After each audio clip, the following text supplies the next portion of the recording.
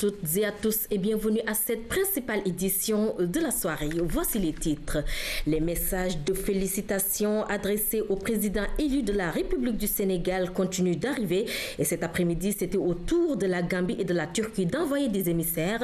Ils ont été reçus par Macky Sall. Et puis le président Abdoulaye Wade est en tournée d'au revoir. Il a rencontré les responsables de l'Église catholique aujourd'hui avant de se rendre chez le marabout Thierno Madani Tall. La CEDEAO demande au Mali de respecter l'ordre constitutionnel et c'est l'une des principales mesures prises à l'issue du sommet extraordinaire des chefs d'État et de gouvernement sur la crise malienne. Il a eu lieu mardi à Abidjan en Côte d'Ivoire. Et puis le chanteur Youssou N'Dour décide de confier la production de son concert à la radio-télévision sénégalaise. Il était en visite cet après-midi au Triangle Sud. Vous l'entendrez dans ce journal.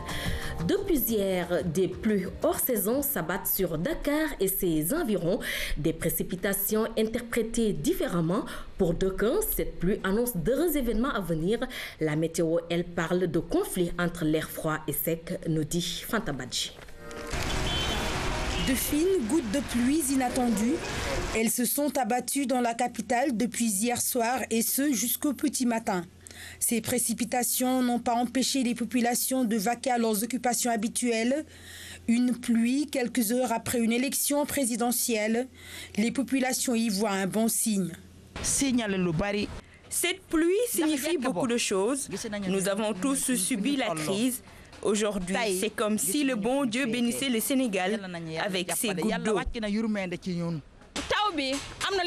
Cette pluie annonce une nouvelle ère, l'espoir. Le bon Dieu est en train d'alléger toutes nos souffrances.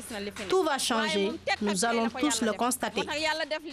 Si d'aucuns établissent un lien entre cette pluie et l'élection du tout nouveau président, la météo, elle, donne une explication scientifique du phénomène. Ces pluies, appelées communément pluies d'Hughes, sont dues à une descente d'air frais provenant de l'Atlantique Nord. Et cet air frais, en fait, en rencontrant l'air plus chaud et humide, crée ce qu'on appelle une instabilité. Et quand il y a une instabilité, il y a une formation de nuages et donc par suite la pluie. Dans la tradition africaine, notamment sénégalaise, les pluies, quelle que soit leur période, annoncent le bonheur, mais lorsqu'elles sont hors saison, peuvent avoir des conséquences néfastes. La culture de riz, par exemple, s'il y a des récoltes qui sont exposées au dehors, sur la fragilité aussi sur les populations vulnérables, parce que ces temps-ci, on a beaucoup de changements, succession de périodes fraîches, périodes plus chaudes. Cette situation va perdurer jusqu'à demain.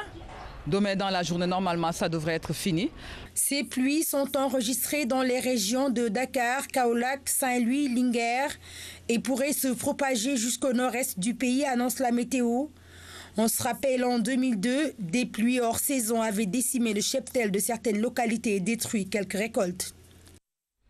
Je vous le disais en titre, le président élu de la République du Sénégal, Macky Sall, a reçu cet après-midi le ministre gambien des Affaires étrangères, Momodou Tangane, était porteur d'un message de félicitations de son Excellence Yaya Jammeh, président de la Gambie. Le voici maintenant à sa sortie d'audience et il est interrogé par Khady Kane. Je suis porteur d'un message de son Excellence le président de la République de Gambie, cher professeur Dr Alhaji Yahya Ejeje Jammeh, auprès de son Excellence le président Macky Sall, pour le féliciter pour la belle victoire qu'il vient de remporter. Et cette belle victoire aussi est la victoire du peuple sénégalais, parce que le peuple sénégalais a su mettre l'essentiel au-dessus de tout. Et nous avons tous suivi avec beaucoup d'intérêt les élections au Sénégal. Tout s'est passé dans la paix et les résultats sont sans équivoque. Et c'était aussi l'occasion de magnifier l'acte du président Wade qui a eu l'élégance de féliciter le président Macky Sall, ce qui a su préserver la paix au Sénégal et dans toute la sous-région. Nous sommes convaincus que les relations vont s'intensifier. Les relations sont excellentes à l'heure où je vous parle et nous sommes convaincus que ça va s'améliorer davantage. Autre personnalité reçue par le président Macky Sall, l'ambassadeur de Turquie au Sénégal, son Excellence Madame Astigül, était porteuse d'un message du président de Turquie et le renforcement des relations entre les deux pays était au centre des discussions. Nous écoutons les explications de son Excellence au micro de Khady Kane. Je suis très émue de rencontrer son Excellence, président élu Macky Sall. J'ai présenté le message de notre président de la République de Turquie, son Excellence Abdullah Gül. Et il souhaite, ils ont envoyé ses félicitations, Excellence Sall. Et nous sommes très fermes. Nous voudrions renforcer nos relations qui est déjà très fraternelles et impeccables entre les deux pays et deux peuples qui nous aiment, vous êtes nos sœurs et frères. Nous serons toujours ici pour vous aider, pour faire les coopérations, pour établir une relation gagnant-gagnant. Je vous donne à présent lecture de cette lettre de félicitations qui nous vient du président de l'Union économique et monétaire ouest-africaine. Monsieur le Président, dans un bel élan démocratique et populaire, le peuple sénégalais vient de vous élire à la magistrature suprême. Je voudrais en cette heureuse occasion vous adresser mes plus vives félicitations ainsi que mes vœux ardents de succès dans cette noble mission au service du Sénégal, dans la bonne santé, la longévité et la paix. Et je saisis cette opportunité pour vous exprimer toute ma disponibilité à œuvrer avec vous pour la réalisation des nobles objectifs de l'Union. Veuillez agréer, Monsieur le Président, les assurances renouvelées de ma très haute et respectueuse considération, signé Cheikh Hadjibou Soumaré. Les rapports des missions d'observation continuent de tomber 72 heures après le vote. Hier, la mission de l'Institut panafricain d'assistance électorale a livré le sien face à la presse. Elle salue la bonne tenue du scrutin malgré quelques petites irrégularités. Ses membres adressent leurs félicitations au peuple sénégalais ainsi qu'aux deux candidats. Le communiqué final de la mission d'observation de l'Institut panafricain d'assistance électorale a été lu par Salif Kourabi Kamalo. Ses propos sont recueillis par Oumendour. La mission de l'Institut panafricain d'assistance électorale et ses structures affiliées reconnaît que ce scrutin a été libre, transparent et démocratique. Salue la responsabilité du ministère chargé des élections, du ministère de l'Intérieur, de la Direction générale des élections et de la Commission électorale nationale autonome dans l'organisation et la tenue du scrutin, mais aussi et surtout l'acheminement en temps réel du matériel électoral et de sa disponibilité sur l'ensemble des bureaux de vote. La mission d'observation de l'IPAE salue le sens civique des électeurs, le calme, la discipline et l'ordre qui ont caractérisé le déroulement du scrutin. Félicite le président sortant, Maître Abdoulaye Wade, de sa grandeur d'esprit de sagesse, de sa culture démocratique et de son engagement indéfectible en faveur de la paix au Sénégal et en Afrique. Félicite également le président élu qui vient de bénéficier de la confiance du peuple sénégalais.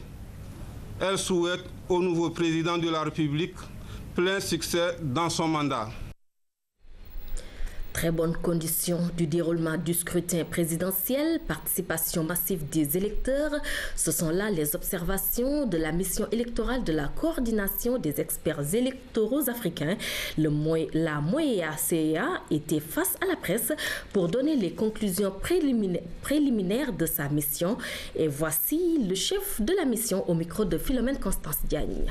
La mission d'observation de la coordination des experts électoraux africains saluent le comportement responsable et déterminant des électeurs sénégalais qui se sont montrés désireux d'aller voter dans le calme, la discipline et dans un esprit bon enfant. Le ministère chargé des élections et la Commission électorale nationale autonome ont fait un travail remarquable en organisant dans les meilleures des conditions possibles ce second tour de l'élection présidentielle. Les acteurs médiatiques sénégalais ont accompli leur devoir d'informer les électeurs en couvrant largement la campagne des deux candidats au deuxième tour du scrutin présidentiel. La couverture médiatique était équitable et bien réglementée. La mission À noter également l'efficacité et le professionnalisme dont les médias internationaux ont fait preuve pendant toute cette période électorale. La mission d'observation de la coordination des experts électoraux africains témoigne le bon travail et remarquable de la société civile sénégalaise et d'autres organisations internationales, entre parenthèses JIDES, ONG-STGIFOT, qui ont déployé leurs observateurs sur toute l'étendue du territoire national le jour du scrutin. Que retenir de la première rencontre entre Macky Sall et la presse au soir du 25 mars? Principalement l'allusion claire au redressement, et cela suppose des mutations profondes dans notre manière d'être et dans la façon de gouverner. Lorsque le nouveau président considère que le pouvoir n'est pas un gâteau à se partager, il décline de bonnes intentions. On attend leur traduction en actes concrets, car les attentes du peuple ne peuvent pas attendre longtemps. Gouverner autrement, c'est une chronique signée Oumar Diaw.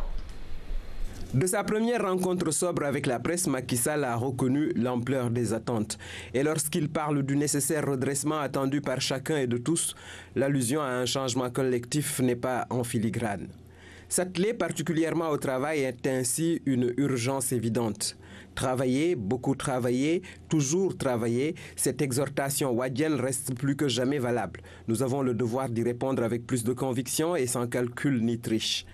L'alternance a pu être caricaturée en alternos, tant l'accaparement des maigres ressources, la boulimie foncière, immobilière et financière, le clientélisme, la pléthore de courtisans, le culte de la personnalité ont été manifestes. C'est étonnant ce que sous nos pauvres cieux, l'État puisse tant enrichir. On s'en sert plus qu'on ne le sert, desservant par la même occasion les plus déshérités si nombreux. L'argent public ne devrait jamais se retrouver ailleurs que dans des priorités. En 2000, un fol espoir de changement dans la gouvernance avait vu le jour, mais les fruits n'ont pas tenu la promesse des fleurs. Aujourd'hui, un autre espoir encore plus pressant est présent et rencontre un slogan Bokayakar. Le peuple souverain n'accepterait pas qu'on trahisse à nouveau ses espérances. Si cela arrivait, à Dieu ne plaise, ce même peuple éveillé reprendrait ce qu'il a juste confié et demanderait des comptes en toute légalité républicaine. Il y a certes des profits normalement attachés à certaines fonctions, mais peuvent-ils justifier ces fortunes subites? Et puis, au-delà des avantages, il y a des contraintes, obligations et servitudes qu'il faut savoir assumer. Je vous le disais aussi en titre, le président Abdoulaye Wade a reçu aujourd'hui le ministre gambien des Affaires étrangères. Il était porteur d'un message du président Yaya Jammeh félicitant le Sénégal pour la belle leçon de démocratie qu'il vient de donner au monde. Le voici à sa sortie d'audience. Supporteur de message de son Excellence, le président de la République de Gambie, cher professeur Dr Alhaji Yahya Ejeje Jammeh, auprès de son grand frère et ami Maître Abdoulaye Wade, un message de félicitations pour la belle victoire du peuple sénégalais et pour la grande leçon de maturité et de démocratie que le Sénégal vient de démontrer à l'Afrique tout entière. J'étais à Abidjan avec le ministre d'État au cours du sommet de la CEDEAO. Unanimement, tout le monde a félicité le Sénégal pour avoir tracé la voie pour une société démocratique et libre en Afrique. Donc essentiellement, le message c'était ça. Le président Abdoulaye Wade, en tournée de revoir, a été aussi félicité par les responsables de l'Église. Il a rencontré à cet effet le nonce apostolique et le cardinal Adrien Sarr. Ensuite, Maître Abdoulaye Wade s'est rendu chez le marabout Thierno Madani Tall et c'est un compte rendu signé Alassane Cissé. C'est à la Médina que le président Abdoulaye Wade a rencontré Thierno Madani Tall pour lui dire au revoir, mais aussi pour le remercier de son soutien et de ses prières. Le marabout de féliciter le président Abdoulaye Wade pour son attitude qui fait la fierté du Sénégal et des Sénégalais, avant de souligner que Maître Abdoulaye Wade a réalisé une chose impérissable en achevant la construction de la grande mosquée Cheikh Omar Foutiyou Tall. Le président Abdoulaye Wade de reconnaître sa défaite à l'élection présidentielle et de dire qu'il accepte la volonté du peuple, qu'il accepte la volonté divine. Il a remercié le marabout pour ses prières et a réaffirmé son attachement à la famille. Cette étape a été précédée par deux autres, à savoir la rencontre avec le nonce apostolique, le cardinal Adrien Sarr, Tous ont salué le geste du chef de l'État qui montre l'exemplarité de la démocratie sénégalaise. Je voudrais vous féliciter vraiment pour ce rôle que vous avez joué ici. Vous n'avez que l'amitié, la sympathie et la reconnaissance des Sénégalais. Et je m'en réjouis, en tout cas en ce qui me concerne, d'avoir pu, avec vous, conjuguer ce que j'appellerais une symphonie religieuse, interreligieuse, d'entente autour de la question de la tolérance religieuse que nous partageons. Et je me ferai fort de transmettre à sa sainteté mes remerciements, mais surtout pour tous les services que vous nous rendez ici. La présidence n'est qu'une étape dans une vie. Il y a une vie antérieure, il y a une vie postérieure, heureusement. Je voudrais moi-même, en nom de mon staff et de la Secrétaire d'État, vous remercier pour cette grande geste d'étadiste, d'homme d'État que vous avez fait, d'appeler le candidat opponent Macky Sall pour faciliter cette alternance et que ça démontre aussi le niveau républicain qu'on vit en Sénégal. On avait besoin de gestes, vous l'avez fait. Et je pense que ça a bien contribué à éclairer beaucoup d'informations pas tout exactes qui ont été diffusées par la presse occidentale particulièrement. Et je pense que vous lisez un grand message. J'envisage aussi un futur pour vous au sein de l'Union africaine pour ce grand travail de consolider la démocratie en Afrique. En venant ici, vous rendez visite à toute la communauté chrétienne du Sénégal. C'est par ces propos que le cardinal Adrien Sarr a accueilli Maître Abdoulaye Wade avant de magnifier son esprit de grand démocrate. Merci pour vraiment ce beau geste que vous avez fait, que le monde entier continue de commenter, qu'après ce dernier tour des élections, le deuxième, vous puissiez rapidement féliciter votre successeur pour que vraiment les esprits se calment et que ce qui s'est passé le 26 février, ce qui s'est passé dans la journée du 25 ne soit vraiment pas détérioré par quoi que ce soit. Ça, comme vous le dites, ça a grandi vraiment l'image du Sénégal, ça a restauré la belle image du Sénégal aux yeux du monde entier. Et je crois que c'est un des beaux messages que nous avions à délivrer tous les jours à la radio, autant que moi vous l'entendez, aux différentes radios mondiales, en Afrique, en Europe. Les gens disent que le Sénégal a donné là vraiment à l'Afrique un bel exemple de démocratie et que c'est à imiter. Alors nous allons vraiment continuer de prier Dieu pour qu'il nous aide à vivre cela le mieux possible, à le transmettre aux générations actuelles pour qu'elles aussi le transmettent aux générations futures et que le Sénégal demeure ce grand petit pays. Un petit pays par la superficie, mais grand vraiment au niveau moral et aux yeux du monde. Vraiment, je crois que nous allons tous continuer à faire notre possible que l'on soit ainsi. Féliciter de tout ce que vous avez fait. Féliciter les évêques du Sénégal, les abbés et tous, vraiment pour leur contribution au développement de notre société, des messages exemplaires qu'ils donnent même par leur vie. La courtoisie de ces visites a été sanctionnée par des cadeaux que le nonce apostolique a offerts à Maître Abdoulaye Wade et à Madame Viviane Wade. L'actualité, c'est aussi le Sénégal qui a été cité en exemple lors du sommet extraordinaire des chefs d'État et de gouvernement tenu à Abidjan en Côte d'Ivoire et consacré à la crise au Mali. Elle a été convoquée, la rencontre, à l'effet d'examiner les derniers développements survenus au Mali suite au renversement du président Amadou Toumani Touré et à la prise du pouvoir par les militaires. Notre pays y était représenté par le ministre des Affaires étrangères, Maître Madi Kenya, envoyé spécial à Abidjan, Abibou Mbaye. Le vent nouveau de paix qui souffle sur la Côte d'Ivoire a fini d'installer au pays de la lagune ébriée l'espoir de tout un continent, balayant sur son passage les mauvais souvenirs de la guerre. Devenu un havre de paix, les avions des chefs d'État et de gouvernement y atterrissent en toute urgence ce 27 mars 2012 à l'aéroport international Houphouët-Boigny pour statuer sur le cas du Mali. Aussitôt arrivé, un autre décollage s'impose, mais cette fois-ci par hélicoptère pour se poser sur l'esplanade de l'hôtel Ivoire. Sur place, le décor est planté. Le Sénégal, un pays de démocratie, ce n'est plus un vain mot. Et pour s'en rendre compte, il faut aller à l'intérieur de cette salle où se tient le sommet extraordinaire de la CEDEAO consacré exclusivement au Mali. À l'intérieur de la salle, l'hymne de la CEDEAO retentit.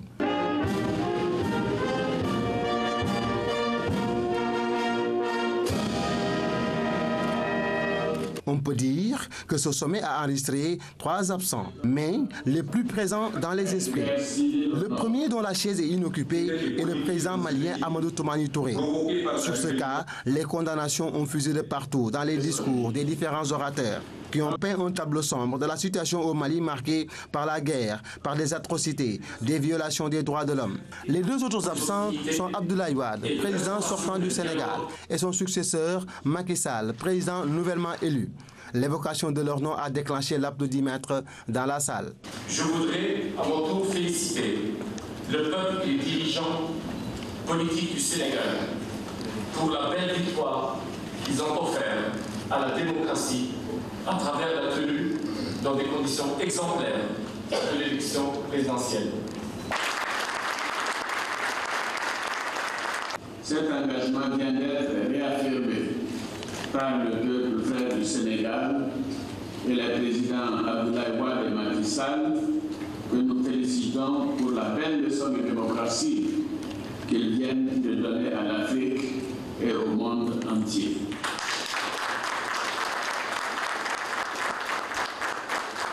Représentant le gouvernement du Sénégal, le ministre d'État, ministre des Affaires étrangères, ne pouvait manquer de saluer cet honneur fait au Sénégal. Je ressens aussi une fierté pour le Sénégal, mais surtout pour le président Wade. Le président Wade a toujours combattu pour le triomphe de la démocratie. Aujourd'hui, que les pays de la CEDEAO qui se réunissent ici sur le cas du Mali lui délivrent un vibrant hommage.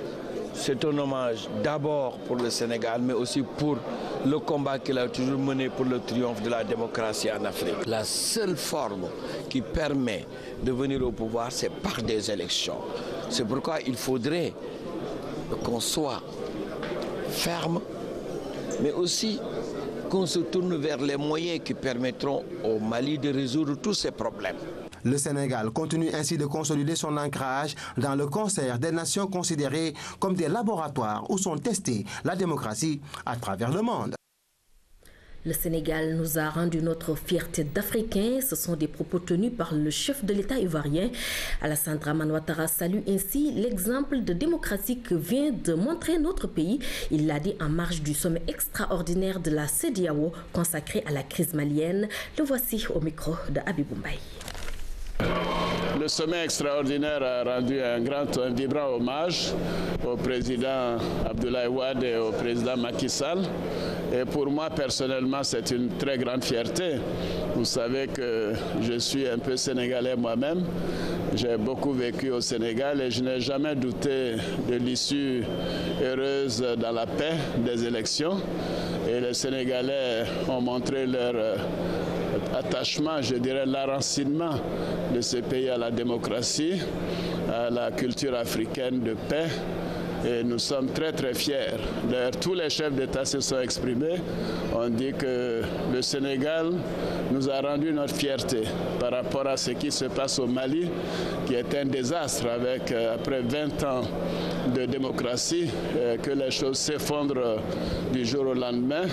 Heureusement que le geste du président Abdoulaye Wade d'appeler son jeune frère, donc le soir même du dépouillement, alors que les votes n'avaient pas été totalement dépouillés, terminés. Ceci montre la grandeur de l'homme. Mais je dois dire que je souhaite au président Wade mes vœux très sincères, très chaleureux, très affectueux. Et je présente mes félicitations au président Macky Sall et je l'assure que nous allons continuer de renforcer la coopération entre le Sénégal et la Côte d'Ivoire. Bravo au Sénégal, aux Sénégalais dont je suis. Merci. Encore des réactions recueillies à Abidjan, saluant le peuple sénégalais pour sa maturité et sa culture démocratique. Il s'agit de celle de Cheikh Hadjibou Soumaré, ancien Premier ministre du Sénégal et actuel président de la commission de l'UEMOA, et Charles Konambani, ancien Premier ministre de Côte d'Ivoire et ancien gouverneur de la BCEAO. Ils sont au micro de Habib Mbaye. Un Sénégalais d'adoption, évidemment, je me réjouis de ce qui s'est passé, d'autant que les deux candidats du deuxième tour me sont très proches, vous le savez bien. J'ai beaucoup aimé le final qui ressemble au Sénégal. La démocratie dans la liberté et sans la violence. Merci, je vais me rendre très bientôt au Sénégal pour saluer mes amis. Je suis très fier et très heureux d'être sénégalais. Et aujourd'hui, le président Abdoulaye Wade et le président Macky Sall ont donné une grande leçon à l'Afrique. Si nous sommes là aujourd'hui pour traiter du cas du Mali, je pense que si ces gens avaient médité ce que les présidents Wade et Macky Sall viennent de faire, ils ne l'auraient pas fait. C'est pourquoi cette fierté qui m'anime d'être sénégalais, je le dois beaucoup à ces deux hommes qui se sont battus dans le fair play, qui ont accepté la décision du peuple sénégalais et surtout le président Wade qui a accepté dès les premières heures d'appeler le président Macky Sall pour lui dire que les Sénégalais ont choisi, je m'incline devant la décision des Sénégalais. Et je pense que ça honore tout aussi bien le président Wade que le président Macky Sall, que je connais tous les deux, pour avoir servi tous les deux. Donc je pense que c'est une bonne chose aujourd'hui, cette image que le Sénégal a renvoyée, non seulement à l'Afrique seulement, mais au monde entier. Avec toutes les supputations qui ont eu avant le premier tour et le deuxième tour, je pense qu'il est important de dire aujourd'hui que l'Afrique est entrée de plein pied dans l'ère de la démocratie, chose qui est devenue irréversible avec ce qui s'est passé au Sénégal. Nous restons à Abidjan où la CEDEAO a exigé le retour à l'ordre constitutionnel au Mali après le coup d'état militaire du 22 mars, sans quoi des sanctions seront prises à l'encontre du pays et du CNRDRE, Comité national de redressement pour la démocratie et la restauration de l'État. Nous retrouvons notre envoyé spécial Habib Mbaye pour une synthèse du communiqué final du sommet extraordinaire de la CEDEAO. La situation au Mali constitue un point noir dans la marche de la démocratie et l'état de droit en Afrique.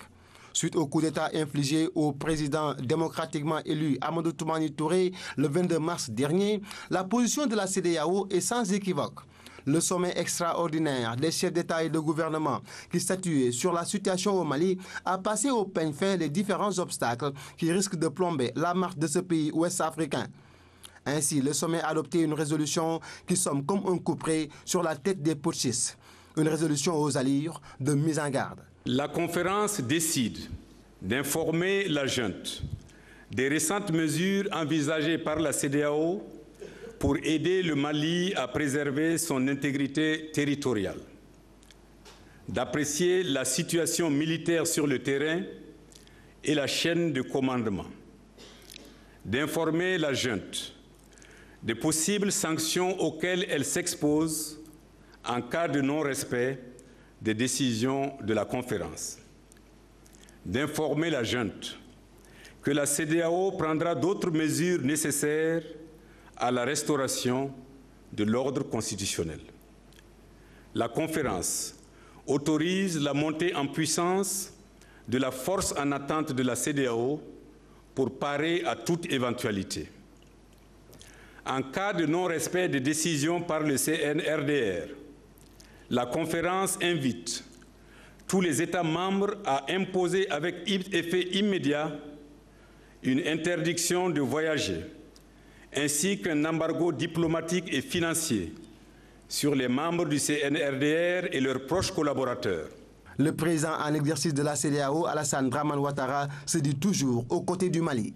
L'Afrique de l'Ouest ne peut pas abandonner le Mali et les Maliens. Ne pouvons nous permettre d'hésiter au risque de laisser ce pays qui s'est doté d'instruments démocratiques précieux depuis plus de 2 décennies sortir de l'histoire à reculons. C'est pourquoi le Mali doit retrouver immédiatement le fonctionnement normal de ses institutions démocratiques. Cette position n'est pas négociable. La stabilité est le gage du développement de nos pays qui n'ont que trop souffert. En attendant, une délégation de haut niveau conduite par le président Ouattara sera au Mali dans les 48 heures avec ceux du Bénin, du Burkina Faso, du Libéria, du Niger et du Nigeria. D'autres mesures également sont prises pour la restauration de l'ordre constitutionnel au Mali. Habib Mbaye, une semaine après le coup d'état militaire au Mali, la situation reste toujours confuse. En attendant les prochaines élections générales, la junte a annoncé la rédaction d'une nouvelle constitution. La junte au pouvoir au Mali tente de rétablir un semblant de normalité. En moins de 24 heures, les putschistes ont annoncé l'adoption d'une nouvelle constitution, la levée du couvre-feu et la réouverture des frontières terrestres à partir de ce mercredi.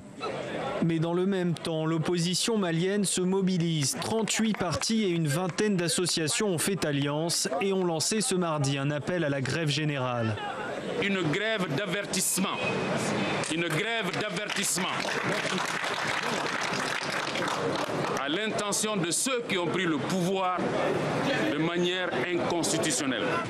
Les opposants au coup d'État du 22 mars ont un objectif, renvoyer les putschistes dans leurs casernes avant que l'isolement international du Mali ne devienne insoutenable. Si aujourd'hui l'opinion internationale coupe l'argent, l'aide que l'opinion internationale donne au Mali, si on coupe cette aide, le Mali ne peut aller nulle part. Alors il faut que les militaires comprennent que le Mali n'est pas hors du monde. Le Mali est un pays normal. Et l'isolement du pays a franchi un nouveau cap ce mardi. La communauté économique des États d'Afrique de l'Ouest a suspendu le Mali de l'organisation. 5 chefs d'État se rendront sur place dans les prochaines 48 heures pour demander à la junte de quitter le pouvoir. Parmi eux, le président ivoirien Alassane Ouattara, qui assure la présidence tournante de la CEDEAO. Le président malien déchu, Amadou Toumani Touré, n'avait pas donné signe de vie depuis le coup d'État. Mais ce mardi, il a eu une conversation téléphonique avec l'ambassadeur de France à Bamako et l'a rassuré sur son sort. À propos de la situation au Mali toujours, nous venons d'apprendre que le président Amadou Toumani Touré a accordé à nos confrères de RFI un entretien ce mercredi. Amadou Toumani Touré, dont on était quasiment sans nouvelles depuis le coup d'État du 22 mars dernier, affirme être au Mali en bonne santé et libre. Il appelle ses compatriotes à soutenir le plan de sortie de crise proposé par la CEDEAO. D'ailleurs, une délégation de cette institution est attendue à Bamako, notre reporter l'a dit. Elle sera conduite par le président en exercice de la CEDEAO, le président ivoirien Alassane Dramane Ouattara. Je vous le disais en titre, Youssou N'Dour à la radiodiffusion-télévision sénégalaise cet après-midi. Le leader du mouvement Feke Matibole, qui avait tenu des propos pas très appréciés par le personnel, est venu présenter ses excuses. En compagnie de son staff, il a aussi fait part de l'organisation du concert qu'il avait promis aux Sénégalais. Ce concert se tiendrait à la place de l'Obélisque lundi prochain. Youssou N'Dour a porté son choix sur la RTS pour la production de ce grand événement. Nous écoutons Youssou N'Dour suivi du directeur général Babacar Diagne au micro de Aram Ndao. Si je suis venu voir mon ami et mon frère, et je suis venu aussi voir d'autres amis qui sont à la RTS, mais je suis venu voir l'institution à mon nom propre, personnel. Je suis venu saluer l'institution pour le travail remarquable que la RTS a continué à faire, mais a surtout marqué son empreinte autour de ces événements que nous venons de passer.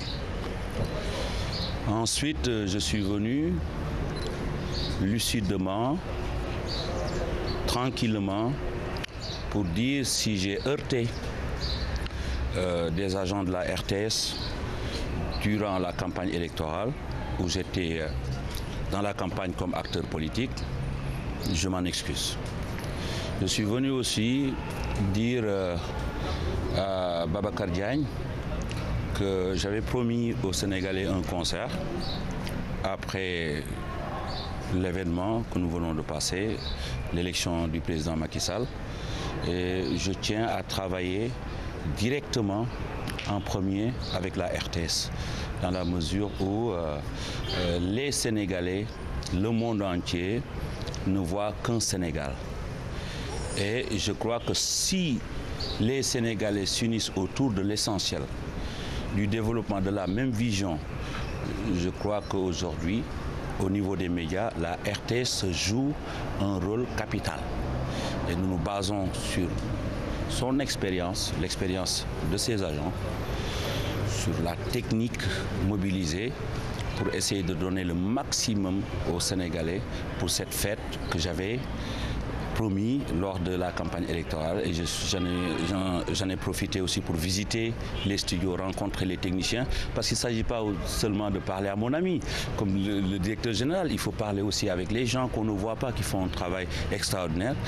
Et agréable surprise, j'ai vu que la RTS doucement s'est vraiment rajeunie d'une manière extraordinaire, sans oublier l'expérience qui toujours guide la vision de la RTS. Je crois que quand j'entrais ici, on parle du 2. Ça va aller très très vite. Vous savez, les événements vont aller très très très vite. On a prévu de se reparler tout à l'heure parce qu'il faut qu'on puisse voir avec le protocole, parce que tout ça est lié aussi aux événements qui vont se passer dans la journée de lundi. Donc nous allons confirmer ça ce soir, mais nous on a l'intention de faire ce concert le lundi à la place de l'Obélisque pour tous les Sénégalais à travers la RTS. L'humilité est la marque des grands hommes. On s'est vu hier soir, on s'est parlé, mais il a tenu à venir ici à la RTS parler à tout le personnel. C'est vrai qu'il y a eu un temps de campagne, le président Macky Sall m'en parlait, et ce temps-là est terminé. Il y a un temps maintenant pour le travail, pour la République du Sénégal. Et ce temps-là a débuté, donc la SR va là également assumer son rôle. Et le cadeau que Youssou nous a fait, parce que c'est un véritable cadeau, nous laisser couvrir son concert, nous va également droit au cœur. Inch'Allah, nous allons sortir le grand matériel ce jour-là. Nous allons sortir tout le professionnalisme, toute l'expertise dont nous disposons pour faire de ce concert-là un moment inoubliable. Et nous ferons ce travail-là pour l'ensemble des chaînes du Sénégal. La Caisse de sécurité sociale s'approche davantage de ses administrés. Une agence vient d'être ouverte sur la VDN, une action qui entre dans le cadre de sa politique de décentralisation. L'inauguration a eu lieu hier, nous dit Pendambo. La politique de déconcentration de la Caisse de sécurité sociale n'est pas en vain mot pour les responsables de la dite entreprise. Après Kaolack, Thiès et Rufisque, Dakar, précisément, la VDN inaugure sa toute nouvelle agence. Une manière de se rapprocher des populations environnantes et de leur faciliter leur prise en charge sociale. Cette inauguration s'inscrit dans le cadre des missions dévolues à la Caisse de sécurité sociale. Une mission qui implique une politique de proximité avec les usagers de la Caisse, notamment les crédits rentiers, les accidentés du travail, les allocataires de toutes sortes qui sont régis par la Caisse. Comme vous savez, la Caisse a une mission sociale transversale. Je vous dis que la Caisse prend en charge tous les accidentés du travail, donc je veux dire intervient de manière très profonde, s'implique beaucoup dans l'activité de nos entreprises. D'autres types également d'interventions sont prévus en termes de renforcement déjà des prestations servies aux usagers. Renforcement par la disponibilité des produits, mais renforcement aussi par le niveau, n'est-ce pas, des revenus qui sont versés. Alors c'est l'occasion pour moi de dire que la Caisse accompagne la politique nationale de développement du socle de protection sociale, tel que initié donc par les institutions des Nations Unies, mais tel que initié par des institutions multilatérales telles que l'Association internationale de la sécurité sociale, mais tel que initié simplement par les engagements du Sénégal avec les institutions internationales pour des politiques d'accompagnement et de lutte contre la pauvreté. Et le président du conseil d'administration d'ajouter que la Caisse de sécurité sociale dispose de ressources importantes, donc elle doit impérativement améliorer les conditions d'accueil et de travail de ses bénéficiaires. Étaient présents à cette cérémonie les crédits rentiers qui ont tous salué les progrès accomplis par la Caisse de sécurité sociale. Une nouvelle démarche qui vient conforter l'élan impulsé par le PCA et son équipe visant à participer pleinement au développement économique du pays. Dans l'actualité nationale toujours, et nous parlons maintenant de l'École nationale d'administration qui ouvre ses portes aux armées. Les deux institutions viennent de signer une convention qui va permettre aux cadres militaires de renforcer leurs capacités en sciences administratives. La mise en œuvre de ce partenariat gagnant-gagnant a eu pour cadre l'état-major général des armées. Synthèse, Louis-Philippe Sagna. C'est la fin d'un long processus. Un partenariat prometteur vient de naître entre la Grande Muette et l'École nationale d'administration. Une convention qui va permettre de définir un cadre global de coopération et de fixer les modalités de sa mise en œuvre. Désormais, le rapprochement de ces deux institutions offre des perspectives dans le domaine de la recherche en sciences administratives. Servir l'État, la démocratie et les populations sénégalaises, c'est la vocation des armées, a rappelé le général Abdoulaye Fall. Le chef d'état-major général des armées se réjouit du partage de ce sacerdoce avec cette école de référence qui forme depuis plus de 50 ans de hauts cadres. Pour sa part, le directeur général de l'ENA n'a pas manqué de s'appesantir sur les finalités. Il est question plus précisément d'offrir des services de qualité qui répondent aux attentes. Ainsi, la création du Centre de hautes études de défense et de sécurité constitue un cadre de départ pour la mise en commun de leurs ressources dans ce domaine. Après des échanges fructueux, le SEMGA a offert à son hôte l'insigne des armées, un symbole gage de ce partenariat gagnant-gagnant. Un atelier national pour renforcer les capacités des acteurs institutionnels en assurance qualité. Elle a permis aussi cette rencontre la création de l'ANAQ, l'Autorité nationale d'assurance qualité, et sa mission est entre autres d'accroître la qualité des programmes dans l'enseignement supérieur, nous dit Claire Diop. La question de l'assurance qualité dans l'enseignement supérieur au Sénégal est plus que importante. L'idée est d'accroître la compétitivité de ce sous-secteur dans les marchés mondialisés, marqués par une économie de croissance. Le projet vise à améliorer l'efficacité interne et externe de l'enseignement supérieur. La mise en place de l'Autorité nationale d'assurance qualité est une première dans l'espace francophone subsaharien. L'Union africaine veut promouvoir un système où un étudiant sénégalais, par exemple, fera un premier semestre ici à Dakar, un deuxième semestre à Johannesburg, revenir ici pour pouvoir bénéficier de l'ensemble de l'expertise disponible, mais aussi de l'ensemble des équipements, des laboratoires disponibles. Mais pour cela, il faut que chaque pays puisse assurer un niveau minimum de qualité. D'après les participants, l'initiative est fructueuse pour le Sénégal en phase pilote. Ces échanges ont débouché sur l'esquisse d'un référentiel qualité commun. Nous avons, dans un premier temps, appris les concepts, mais également les théories relatives à l'assurance qualité dans l'enseignement supérieur. Nous avons également appris les expériences, notamment du Nigeria, en matière de mise en place d'outils de gestion d'assurance qualité. Et nous avons aussi appris les stratégies qu'il faut mettre en œuvre pour installer une cellule d'assurance qualité dans nos établissements d'enseignement supérieur. Nous avons enfin appris quels sont les référentiels, c'est-à-dire les critères qu'il faut utiliser pour évaluer non pas seulement les établissements d'enseignement supérieur, publics comme privés, mais également évaluer les filières de formation, les programmes de formation. D'autres activités sont prévues dans les prochains jours. L'impact recherché est l'implantation du concept assurance qualité dans les différentes institutions de l'enseignement supérieur. Par ce geste, le Sénégal répond à une forte recommandation du CAMES et de l'UMOA. Associer les femmes dans les prises de décision dans le secteur de la pêche artisanale, voilà exactement l'objectif de cet atelier qui s'est tenu dernièrement à Dakar. Il est organisé à l'intention des acteurs de la pêche artisanale des 14 régions du Sénégal et de la sous-région d'Ibidja.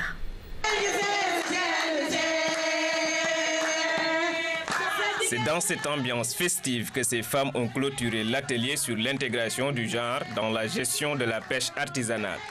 Pendant 3 jours, mareyeuses, transformatrices de produits halieutiques et écailleuses ont échangé avec les experts sur les politiques d'un développement durable de la pêche artisanale. On a tendance à oublier les femmes, surtout le rôle de la femme que fait la femme au niveau de la pêche. Quand on signe des accords, on ne nous implique pas là-dessus. On est là à appeler les hommes ou les pêcheurs. On a tendance à oublier les femmes, surtout les femmes mareyeuses, transformatrices et écailleuses. On a tiré beaucoup de leçons parce qu'on a appris à mieux reconnaître nos valeurs et en même temps, pour ce qu'on travaillait, on a suffisamment reçu des leçons. Convaincus que les femmes jouent un rôle très important dans ce domaine, les organisateurs ont plaidé pour une plus grande implication du genre dans les instances de décision de la pêche artisanale. Ces femmes sont accompagnées dans ce sens par les ONG WWF et l'USAID Campfish.